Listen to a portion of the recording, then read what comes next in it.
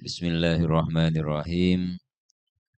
Qala al-musannif rahimahullahu ta'ala anhu wa nafa'ana bihi wa bi'ulumihi fid dharain amin.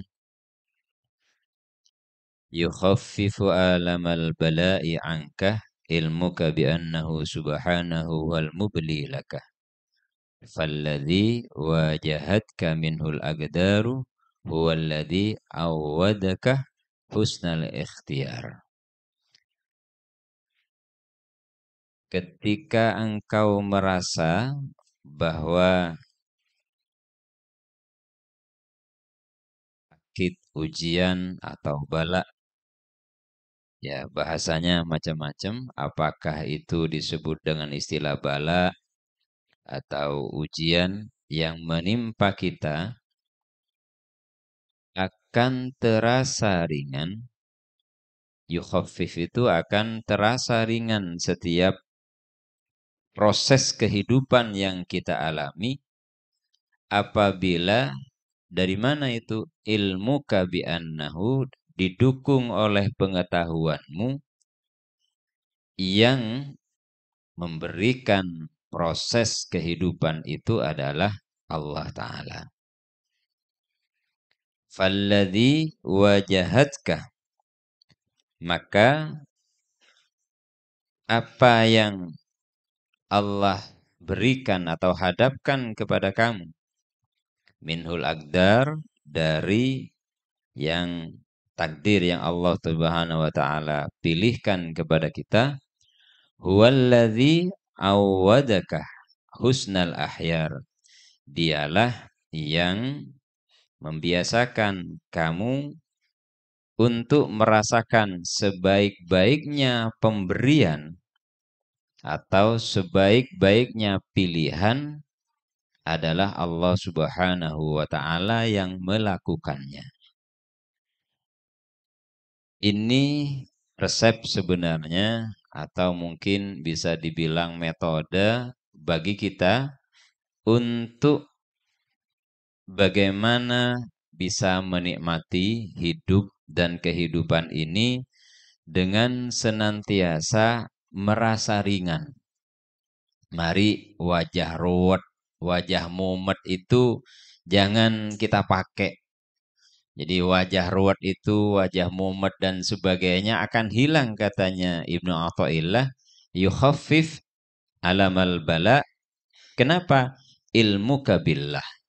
Karena pengetahuanmu kepada Allah Subhanahu wa ta'ala. Karena kita tahu bahwa yang menimpakan apapun yang kita alami itu sebenarnya adalah Allah. Jadi semua yang datang pada kita itu Allah yang milihkan. Terus Allah juga menyatakan la yukallifullahu nafsan illa wus'aha. Allah itu tidak akan memberikan sebuah ujian atau sebuah kewajiban yang berada di luar kemampuan kita. Jadi itu tidak mungkin Allah Ta'ala memberikan ujian, ujian dan kewajiban-kewajiban kepada kita yang kita kemudian tidak mampu. Sebenarnya yang tidak mampu siapa? Kita, yang merasa nggak mampu itu kita. Jadi kalau kita selaku orang dewasa saja sering menyatakan tidak mampu, apalagi murid hari ini, anak-anak hari ini. Belum nyoba sudah bilang, tidak bisa. Itu murid sekarang. Jadi bagaimana kemudian mereka bisa menghadapi kehidupan yang nyata, yang realistis dalam kehidupan kita semua. Makanya kalau kita punya pengetahuan bahwa huwal mubli lakah, bahwa Allah yang menimpakan, Allah yang menjadikan sebuah peristiwa hidup itu datang kepada kita. Nah, pertanyaannya sekarang, kok ada orang ini, si A ini susah. Si A ini susah dalam hal finansial, susah dalam hal yang lain-lain.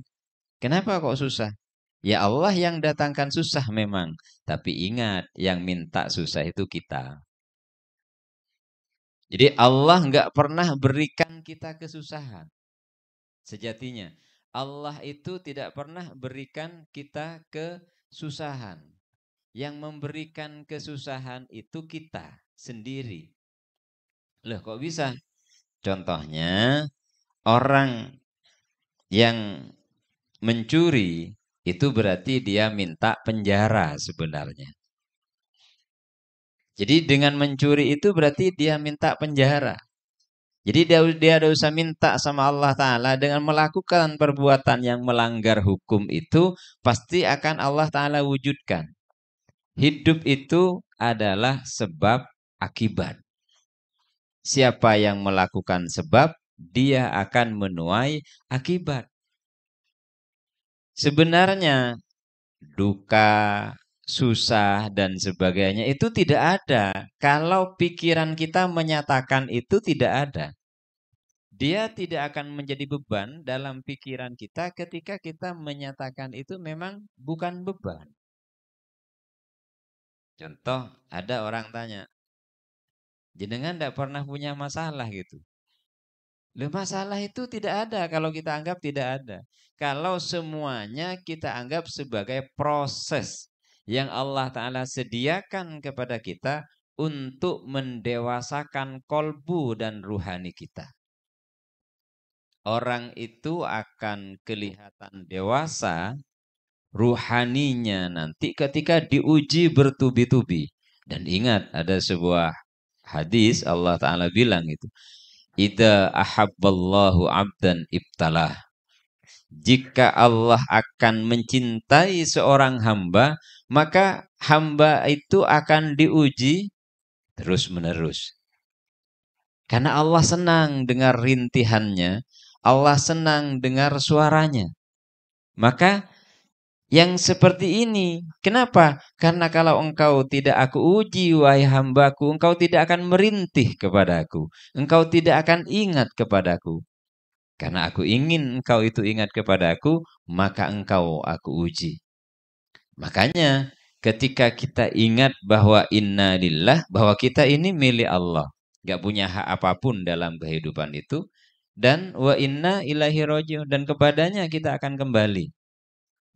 Sehingga ar-rahimu bika al-mutalattifu alaika an-nadhiru ilaika huwal mubli laka bi'aqdarihi wa husni ikhtiyarihi.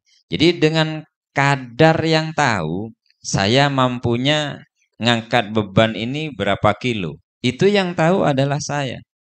Gitu. Begitu juga, kenapa? Karena yang punya kekuatan, yang bisa ngukur kekuatan saya itu adalah diri saya sendiri. Begitu juga dengan Allah. Karena kita ini milik Allah, dia yang lebih tahu ujian untuk kadar ujian, ukuran ujian untuk seorang khalid itu sampai di mana. Misalkan dicaci, dimaki, kuatnya dia sampai di level apa. Itu akan diuji oleh Allah Ta'ala. Makanya ujian terberat itu sebenarnya ketika seseorang bukan dibenci, dicaci, dihasut, bukan. Ketika dirinya muncul rasa lebih baik dari orang lain. Oh, itu paling berat untuk menghapus itu. Ketika yang lain tidak sholat, kita sholat. Ketika yang lain tidak ngaji, kita ngaji. Terus pulang dari ngaji, kita ingat sama teman yang tidak pernah ngaji. Terus kita ingat, alhamdulillah saya bisa ngaji. Terus ada rasa membandingkan diri kepada orang lain. Disitulah keburukan kita.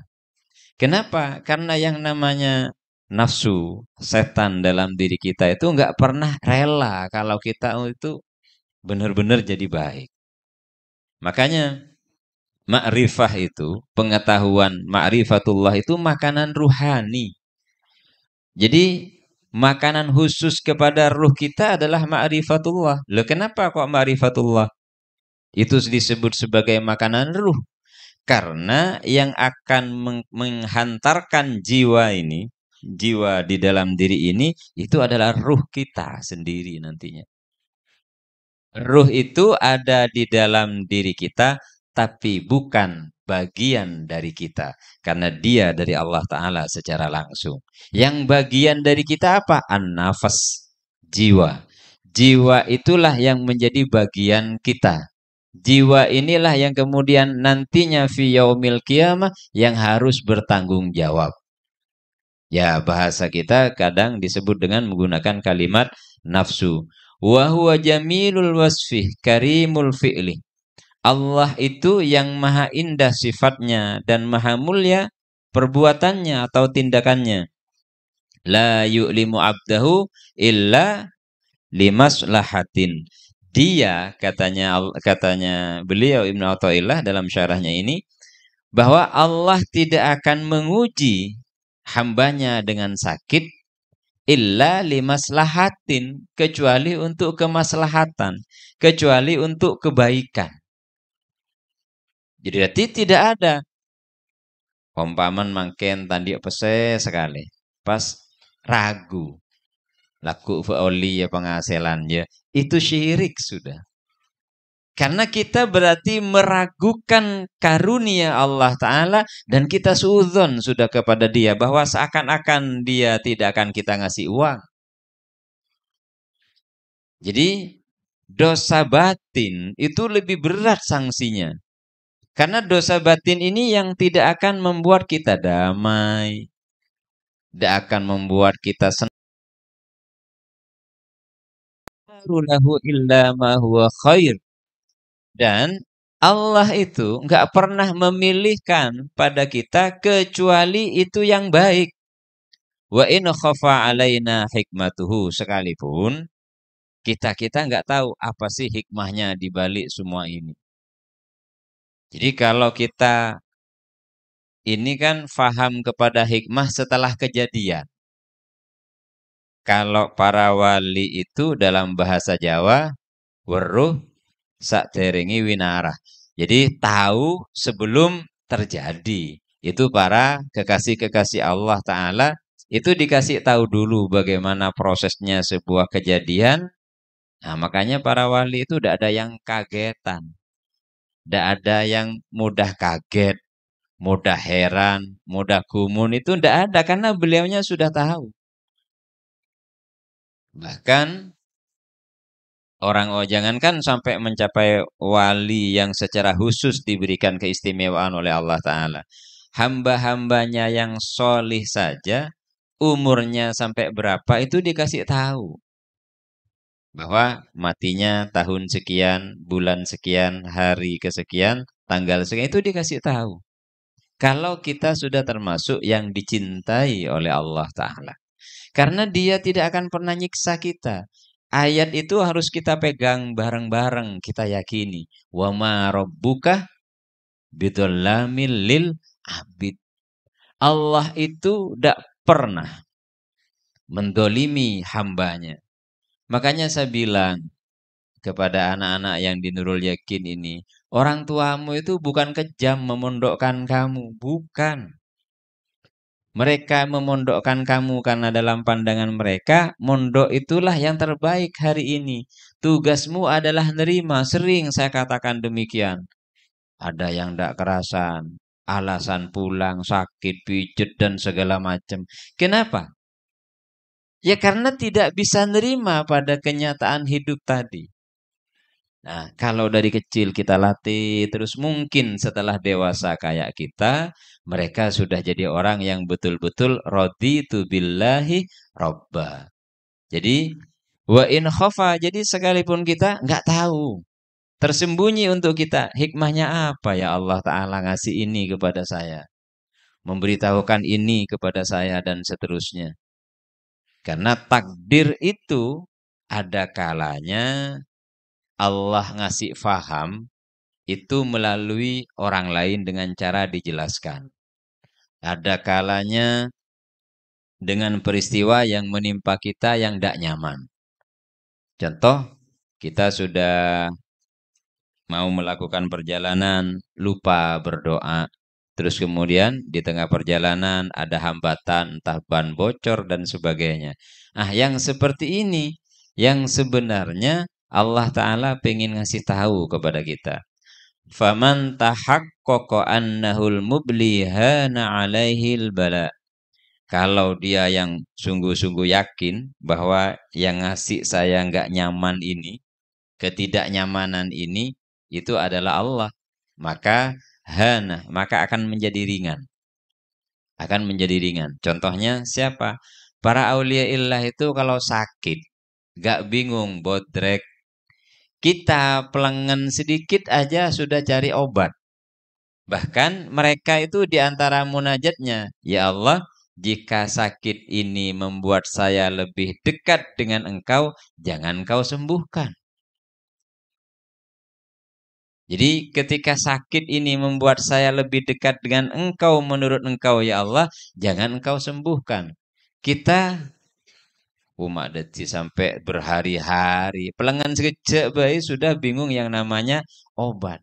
Akhirnya ada sebagian orang yang kecanduan dengan obat. Padahal pusing, mau ditanya ke dunia kedokteran manapun, pusing itu bukan penyakit. Bukan.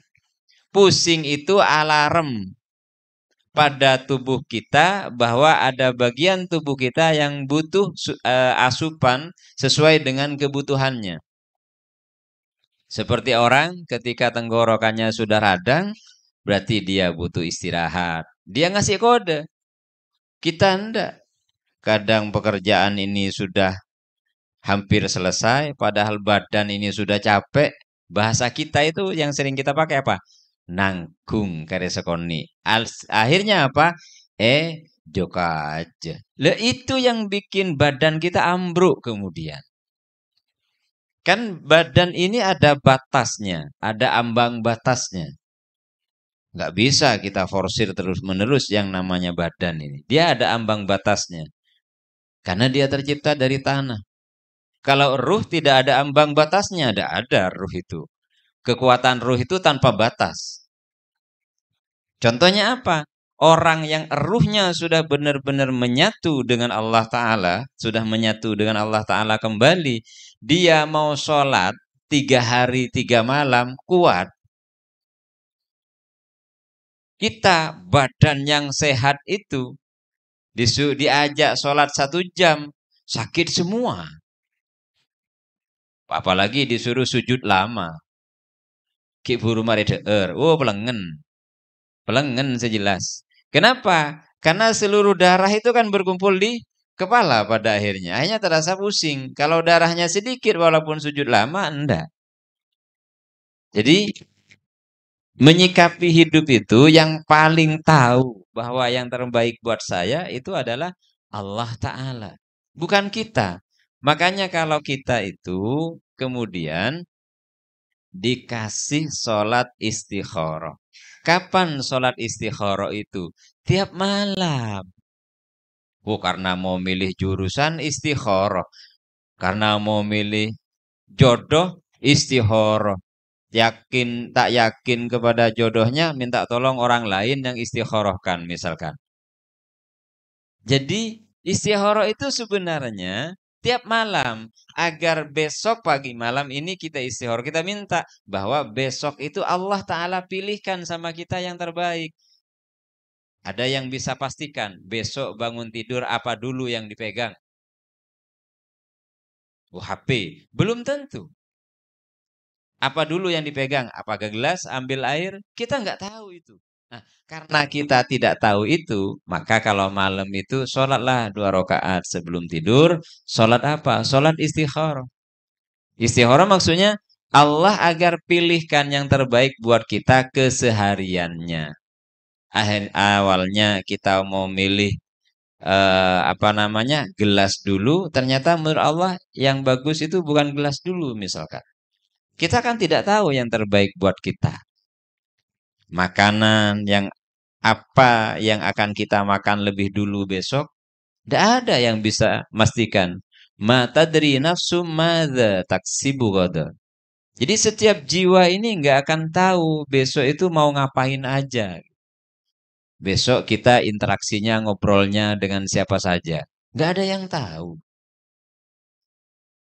Ketika sudah ada kita ini nggak tahu sama sekali apa yang akan terjadi besok. Kok nggak minta petunjuk gitu loh. Kan sombong banget sebenarnya.